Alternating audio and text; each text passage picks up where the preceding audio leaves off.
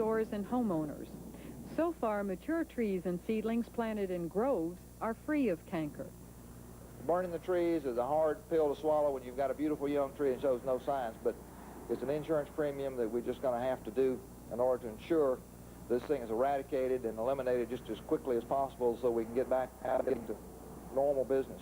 The federal government banned fresh fruit shipments to all citrus-producing states. Ironically, since Florida is a citrus producer, Floridians can't buy their own fresh fruit.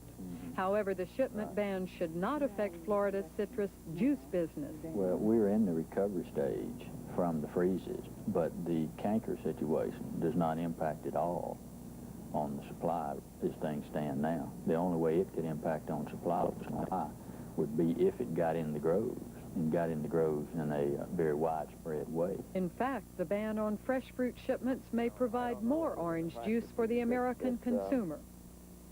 That the way that the media has shown this canker thing is that it's going to create some shortage of orange juice on a short-term basis, and it will curtail the shipment of fresh varieties, but those fresh varieties that are normally sold in fresh channels.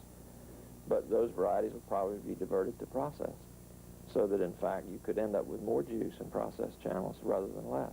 Floridians, especially those who depend on citrus for a living, are reeling from repeated, uncontrollable attacks on their future and are wondering what could possibly happen next. In South Florida, there's always been a fear that hurricanes can actually blow the trees out of the ground, or they can create enough because they have a shallow root system, or it can create enough water problems that the trees will die from flooding. But you can have droppage or because of wind damage. But from the canker standpoint, one of the concerns is that this canker thing could be spread by a hurricane, because canker is spread by wind and water. Thursday morning, Tropical Storm Isidore, packing 50-mile-an-hour winds, brushed the south coast of Florida. Isidore's wind and rain threatened to spread the dreaded canker disease to what is left of Florida's citrus groves. Tropical Storm Isidore is causing heavy rains across most of Florida. The National Hurricane Center says the storm's current track would take it back out over the Atlantic Ocean later this evening. Judy? Turning now to a recap of today's top stories. President Reagan and Soviet Foreign Minister Andrei Gromyko met for 4 hours today at the White House.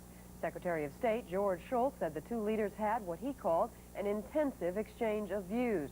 They agreed that the U.S. and Soviet Union should stay in touch, a task made easier by the announcement after the Reagan-Gromyko meeting that the Soviet diplomat will meet tomorrow for the second time this week with Secretary Shultz.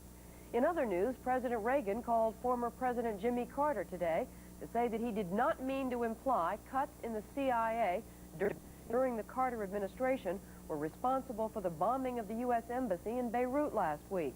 Yesterday, Mr. Carter criticized Mr. Reagan for a statement about CIA cuts made while campaigning in Ohio on Wednesday. Good night, Robin.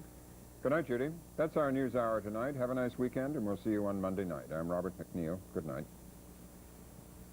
The MacNeil-Lehrer News Hour is funded by AT&T, reaching out in new directions. The Corporation for Public Broadcasting, and this station and other public television.